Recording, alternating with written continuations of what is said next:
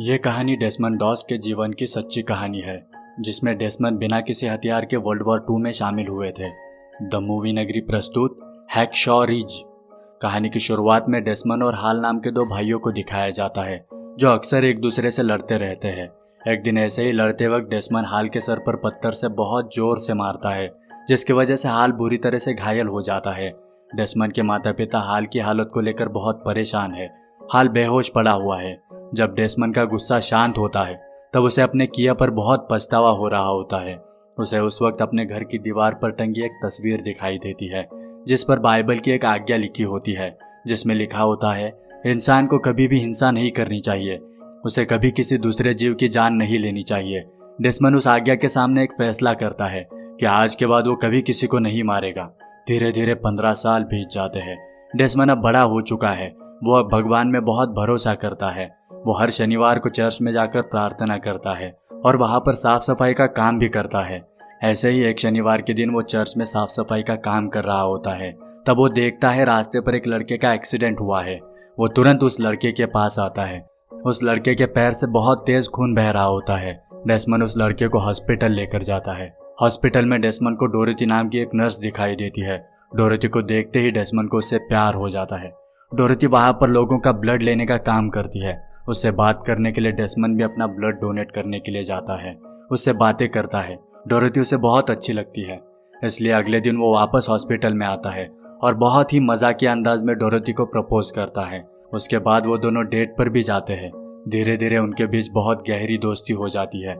एक दिन डेसमंड अपने माता पिता के साथ डिनर कर रहा होता है, तब डेसमंड का भाई हाल आर्मी यूनिफॉर्म पहनकर वहां पर आता है। दरअसल इस दौरान जापान ने अमेरिका के पर्ल हार्बर पर हमला किया होता है, जिसके कारण अमेरिका भी वर्ल्ड वॉर 2 में शामिल हो जाता है। और इस जंग के माहौल में डेसमंड और हाल अपने देश के लिए कुछ करना चाहते हैं। वो इस जंग में शामिल होना चाहते हैं। ये बात सुनकर उनके पिता एकदम से भावुक हो जाते हैं, क्योंकि वो खुद वर्ल्ड वॉर 1 का हिस्सा रह चुके हैं और उन्होंने अपने आंखों के सामने लोगों को मरते हुए देखा है। उस दौरान उन्होंने अपने 3 करीबी दोस्तों को भी खोया था और अब वो अपने बच्चों को नहीं खोना चाहते हैं। लेकिन डेसमंड कहता है, मैं इस लड़ाई में किसी को मारने नहीं, बल्कि घायल सिपाहियों की जान बचाने के लिए एक मेडिक के तौर पर जाना चाहता हूँ। डेसमंड ने कॉम्बैट मेडिक का कोर्स किया है और वो अपने देश के लिए कुछ करना चाहता है। ये बात वो डोरोथी को भी बताता है। डोरोथी उसे रोकने की कोशिश करती है, लेकिन डेसमंड कहता है, मैं जल्दी वापस आऊँगा और हम शादी कर लेंगे। बातों बातों में वो डोरोथी को शादी के लिए प्रपोज करता है। यह बात सुनकर डोरोथी भी बहुत खुश होती है और डेसमंड को जल्दी वापस आने के लिए कहकर वो उसे बस तक छोड़ने के लिए जाती है। वो डेसमंड को एक छोटी बाइबल और अपनी एक तस्वीर देकर कहती है, तुम हमेशा इसे अपने पास रखना। उसके बाद डेसमंड ट्रेनिंग के लिए कैंप की तरफ चला जाता है। वो कैंप में बाकी सिपाहियों से मिलता है जो उसी की तरह ट्रेनिंग के लिए आए होते हैं। तभी वहां पर एक सार्जेंट आता है जिसका नाम हॉवेल है। सार्जेंट हॉवेल डेसमंड को देखता है और उसका मजाक उड़ाते हुए बाकी सिपाहियों से कहता है, तुम लोग इस लड़के को तेज हवाओं से दूर रखना। दरअसल डेसमंड बहुत ही कमजोर है, जिसकी वजह से सब लोग उसका मजाक उड़ाते हैं। लेकिन जब ट्रेनिंग की शुरुआत होती है, तब डेसमंड उसमें बहुत अच्छा परफॉर्म करता है और वो फर्स्ट आता है। उसके बाद जब राइफल ट्रेनिंग की बारी आती है, तब डेसमंड राइफल उठाने से मना करता है। सार्जेंट के पूछने पर डेसमंड कहता है, मैं एक मेडिक के तौर पर सेना में शामिल हुआ हूँ, इसलिए मैं बंदूक नहीं उठा सकता। सार्जेंट को यह बात अजीब लगती है। सार्जेंट उसे लेकर अपने सीनियर कैप्टन जैक ग्लोअर के पास आता है। कैप्टन जैक डेसमंड से कहता है, अगर तुम्हें जंग में जाना है तो तुम्हें बंदूक उठानी होगी, बिना हथियार के तुम जंग में नहीं जा सकते। तब डेसमंड कैप्टन से कहता है, मुझे बिना हथियार के जंग में जाने में कोई प्रॉब्लम नहीं है, मुझे बंदूक उठाकर किसी की जान लेने में प्रॉब्लम है। यानी डेसमंड अपनी जान बचाने के लिए भी किसी की जान नहीं लेना चाहता। और साथ ही साथ वो बताता है, शनिवार मेरा प्रार्थना का दिन होता है और उस दिन मैं और कोई काम नहीं करता। ये बात सुनकर कैप्टन हंसते हुए कहता है, तो ठीक है, हम दुश्मन को शनिवार के दिन हमला ना करने के लिए कहेंगे। और थोड़ा गुस्से में कहता है, अगर तुम्हें जंग में जाना है तो तुम्हें मेरे ऑर्डर्स फॉलो करने होंगे, वरना मैं तुम्हारी दिमागी हालत ठीक नहीं है ये बताकर धारा 8 के तहत आर्मी से निकाल दूंगा। ये कहकर कैप्टन डेसमंड को वापस ट्रेनिंग के लिए भेज देता है, लेकिन फिर भी डेसमंड बंदूक नहीं उठाता। तब सार्जेंट हॉवेल उसका मजाक उड़ाता है और बाकी सिपाहियों से कहता है, डेसमंड किसी हिंसा में यकीन नहीं करता और जंग के मैदान में तुम में से कोई भी उससे मदद की कोई उम्मीद मत रखना। उस दिन ट्रेनिंग के बाद सब सिपाही बैरक में चले जाते हैं। वहाँ डेसमंड अपनी बाइबल पढ़ रहा होता है जो उसे डोरोथी ने दी थी। तब स्मिटी नाम का एक सिपाही डेसमंड की बाइबल छीन लेता है और डेसमंड को उकसाने के लिए उसके मुंह पर एक जोरदार पंच भी मारता है, लेकिन फिर भी डेसमंड उस पर पलटवार नहीं करता। स्मिटी अपना गाल आगे करता है और डेसमंड को पंच मारने के लिए कहता है, लेकिन फिर भी डेसमंड उसे नहीं मारता। अगले दिन डेसमंड का मनोवैज्ञानिक द्वारा टेस्ट करवाया जाता है। वो मनोवैज्ञानिक उसे अलग अलग सवाल पूछता है। वो कहता है, क्या तुम्हें कोई आवाजें सुनाई देती है? क्या भगवान तुमसे बातें करते हैं? तब डेसमंड कहता है, मैं पागल नहीं हूँ, मैं सिर्फ भगवान के बताए रास्ते पर चलता हूँ, मैं हिंसा में यकीन नहीं करता। इस बात से मनोवैज्ञानिक समझ जाता है डेसमंड की दिमागी हालत एकदम सही है और उसे मनोरुग्ण घोषित करके निकाला नहीं जा सकता।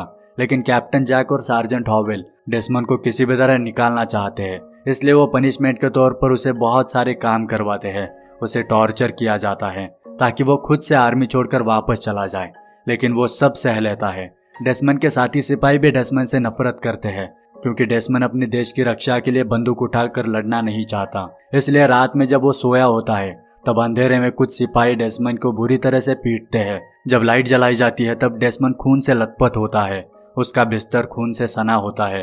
अगली सुबह सार्जेंट हॉवेल वहां पर आता है। वो डेसमंड की हालत को देखता है और उसे कहता है, अगर तुम घर वापस जाना चाहते हो तो तुम जा सकते हो, लेकिन डेसमंड वापस नहीं जाना चाहता। तब सार्जेंट डेसमंड से पूछता है, क्या तुम उनके नाम बता सकते हो जिन्होंने तुम्हें मारा है? हालांकि डेसमंड को पता होता है, लेकिन फिर भी वो किसी के नाम नहीं बताता। ऐसे ही कुछ दिनों में डेसमंड की ट्रेनिंग पूरी हो जाती है। सब सिपाहियों को कुछ दिनों की छुट्टी दी जा रही होती है, लेकिन जैसे ही डेसमंड की बारी आती है तब ऑफिसर डेसमंड से कहता है, रिपोर्ट के मुताबिक तुमने राइफल की ट्रेनिंग पूरी नहीं की है, इसलिए तुम्हें छुट्टी नहीं मिल सकती। तब डेसमंड कहता है, मैं एक मेडिक हूँ और एक मेडिक को बंदूक चलाने की आवश्यकता नहीं है। साथ ही साथ वो बताता है, आज मेरी शादी है, मुझे वहां पहुंचना है। तब ऑफिसर कहता है, मैं तुम्हारी छुट्टी मंजूर कर सकता हूँ, लेकिन तुम मुझे एक बार बंदूक चला कर दिखाओ। यहाँ पर भी डेसमंड बंदूक उठाने से मना कर देता है, यानी उसने अपने सीनियर ऑफिसर के ऑर्डर को फॉलो नहीं किया। अब जबकि सीनियर ऑफिसर के ऑर्डर को फॉलो ना करने पर कोर्ट मार्शल किया जाता है, इसलिए अब डेसमंड का भी कोर्ट मार्शल होगा और जब तक उसका कोर्ट मार्शल नहीं होता तब तक उसे कैद में रखा जाएगा। दूसरी तरफ डोरोथी चर्च में शादी के लिए डेसमंड का इंतजार कर रही होती है। वो बहुत देर तक वेट करती है और आखिर डेसमंड को मिलने कैंप आती है। उसे वहां पर हकीकत पता चलती है। वो डेसमंड को समझाने की कोशिश करती है। वो कहती है, तुम्हें युद्ध में बंदूक चलाने की जरूरत नहीं है, तुम्हें सिर्फ यहाँ पर उन्हें दिखाने के लिए बंदूक उठानी है। तब डेसमंड कहता है, मैं ये नहीं कर सकता, ये मेरे उसूलों के खिलाफ है। डोरोथी डेसमंड की ओर एक बार प्यार से देखती है और वहां से बाहर चली जाती है, क्योंकि डोरोथी को भी पता है डेसमंड का स्वभाव सबसे अलग है और वो ये काम हरगिज नहीं करेगा।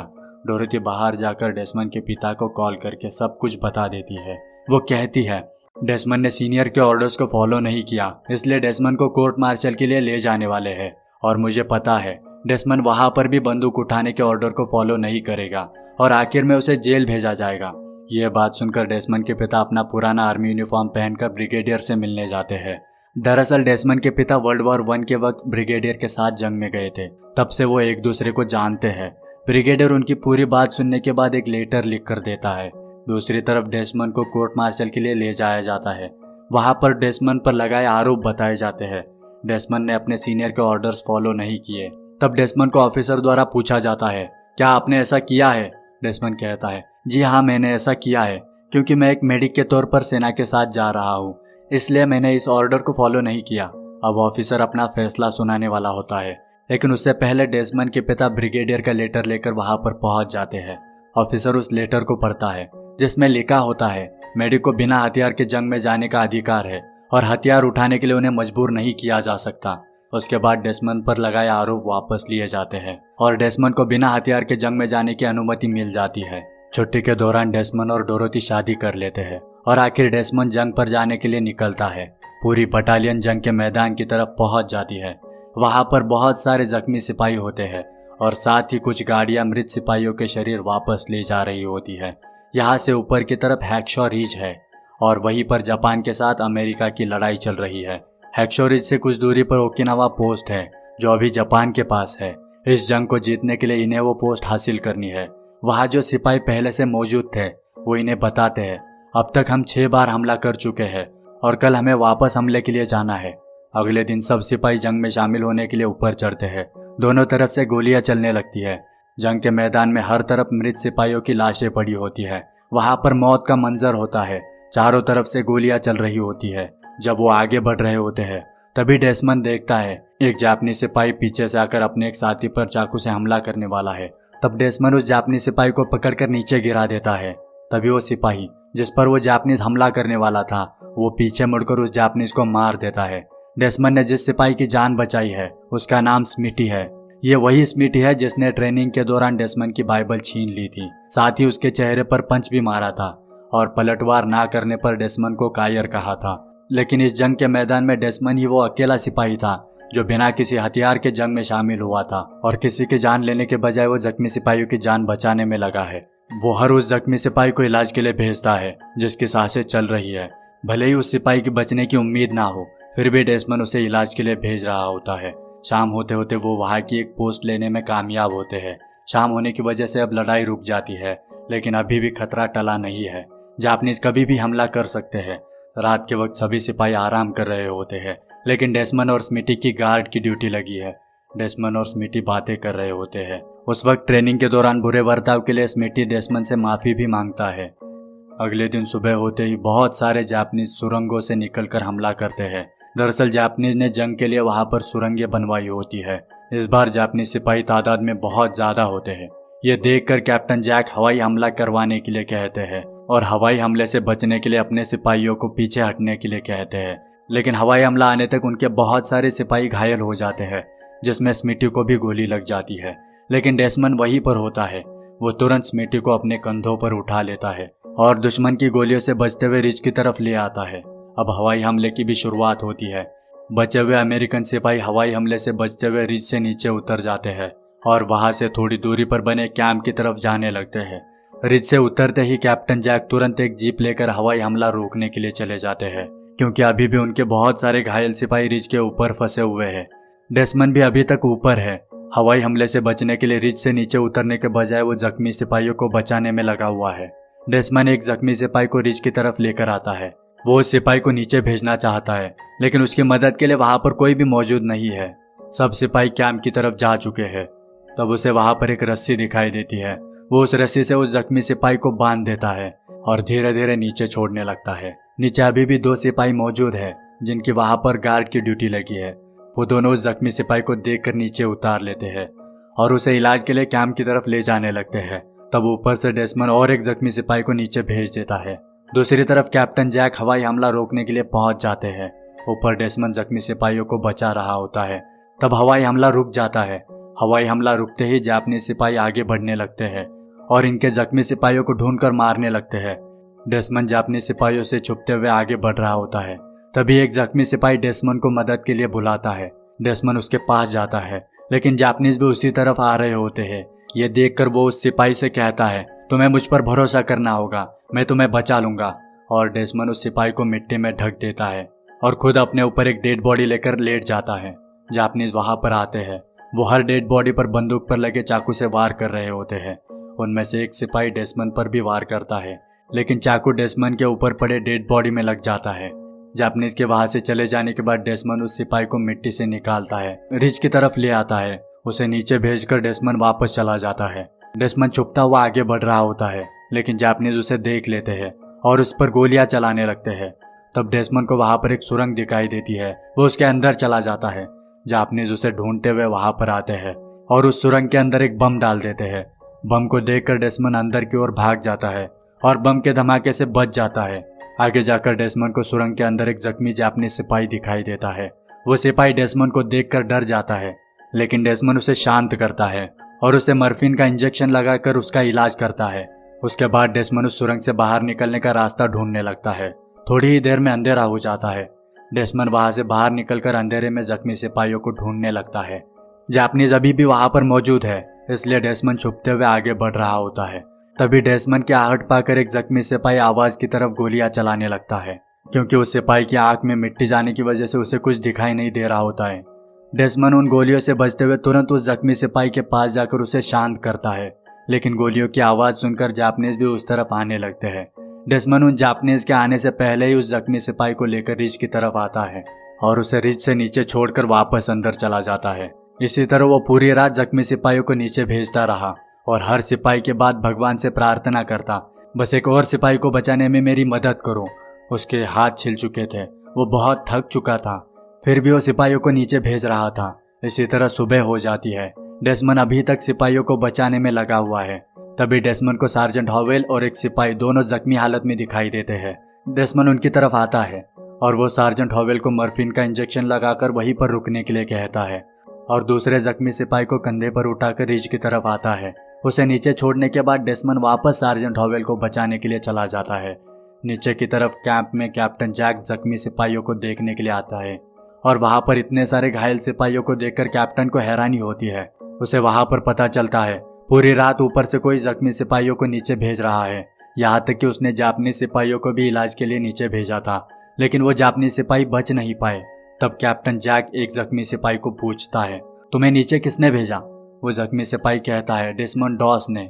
डेसमंड का नाम सुनते ही कैप्टन के चेहरे का रंग उड़ जाता है, क्योंकि ट्रेनिंग के दौरान कैप्टन जैक और सार्जेंट हॉवेल दोनों ने मिलकर डेसमंड को आर्मी से वापस भेजने के लिए बहुत टॉर्चर किया था। दूसरी तरफ डेसमंड सार्जेंट हॉवेल के पास पहुंच जाता है, लेकिन जापानीज उसे देख लेते हैं और गोलियां चलाते हुए डेसमंड की ओर आने लगते हैं। तब डेसमंड तुरंत एक कपड़ा बिछाकर सार्जेंट हॉवेल को उस पर लेटा देता है और खींचते हुए रिज की तरफ ले जाने लगता है। जापानीज उनके बहुत नजदीक पहुंच जाते हैं। तब सार्जेंट हॉवेल स्टेन गन से उन जापानीज को मार गिराता है, लेकिन अभी भी कुछ जापानीज सिपाही उनकी तरफ बढ़ रहे होते हैं। डेसमंड सार्जेंट हॉवेल को नीचे भेज देता है और खुद भी नीचे आने लगता है, लेकिन इस बार भी वो अकेला नहीं होता है। वो आते वक्त एक सिपाही को अपने साथ लेकर आया होता है। उसके पीछे पीछे जापानीज भी रिज तक पहुंच जाते हैं और नीचे डेसमंड की तरफ गोलियां चलाने लगते हैं, लेकिन नीचे खड़े इनके सिपाही उन जापानीज को मार गिराते हैं। पिछली पूरी रात डेसमंड सिपाहियों को बचाने का काम कर रहा था। उस वजह से उसे बहुत सी चोटें आई होती है, इसलिए उसे भी इलाज के लिए ले जाया जाता है। इलाज के बाद डेसमंड एक जगह बैठकर अपनी बाइबल पढ़ रहा होता है। तब कैप्टन जैक वहां पर आता है और डेसमंड से कहता है, मैं अपनी जिंदगी में इतना गलत कभी नहीं था। मैं तुम्हें सिर्फ एक कमजोर लड़का समझता था, लेकिन कल रात तुमने जो किया वो किसी चमत्कार से कम नहीं है। हमें कल वापस ऊपर जाना है, लेकिन कल शनिवार है और मुझे पता है कि कल तुम्हारा आराम का दिन है, लेकिन मैं चाहता हूँ कि कल तुम हमारे साथ ऊपर आओ, क्योंकि हम में से कोई भी तुम्हारे बिना ऊपर नहीं जाना चाहता। यह कहकर कैप्टन वहां से चला जाता है। अगले दिन सब सिपाही ऊपर जाने के लिए तैयार है। वो डेसमंड का इंतजार कर रहे हैं। डेसमंड वहीं पर प्रे कर रहा होता है। उसकी प्रे पूरी होते ही वो सब सिपाहियों को लेकर ऊपर चला जाता है। सब सिपाही पूरे जोश के साथ लड़ते हैं और जीत हासिल करते हैं, लेकिन एक बम की वजह से डेसमंड बुरी तरह से घायल हो जाता है। कुछ सिपाही डेसमंड को रिज की तरफ ले जाने लगते हैं। तब डेसमंड कहता है, मेरी बाइबल गिर गई है। उनमें से एक सिपाही वापस जाकर उस बाइबल को लेकर आता है और डेसमंड को बाइबल के साथ नीचे भेज दिया जाता है। उसका इलाज कराया जाता है। ट्रेनिंग के दौरान राइफल ना उठाने पर सब लोग डेसमंड को कायर समझते थे, लेकिन डेसमंड ही सबसे बहादुर था, जो बिना किसी हथियार के ऐसे भयानक जंग में गया और अपनी जान दांव पर लगाकर अपने सिपाहियों की जान बचाई। उसने उस रात 75 जख्मी सिपाहियों की जान बचाई थी। उसके लिए डेसमंड को मेडल ऑफ ऑनर से सम्मानित किया गया, जो अमेरिका का सबसे हाईएस्ट अवार्ड है। उसने बचपन में अपने आप से एक वादा किया था, वो अपनी जिंदगी में कभी किसी को चोट नहीं पहुंचाएगा, और इतनी मुसीबतों के बावजूद भी डेसमंड ने अपना वादा कभी नहीं तोड़ा। आगे का जीवन डेसमंड डॉस ने अपने परिवार के साथ गुजारा। उनकी पत्नी की मृत्यु 1991 में हो गई और डेसमंड डॉस की मृत्यु 2006 में हो गई। उस वक्त वो 87 साल के थे। इसी के साथ ये कहानी समाप्त होती है। आपको ये कहानी कैसे लगी, लाइक और कमेंट करके जरूर बताइए। मिलते हैं अगले कहानी के साथ, तब तक के लिए be safe and keep watching.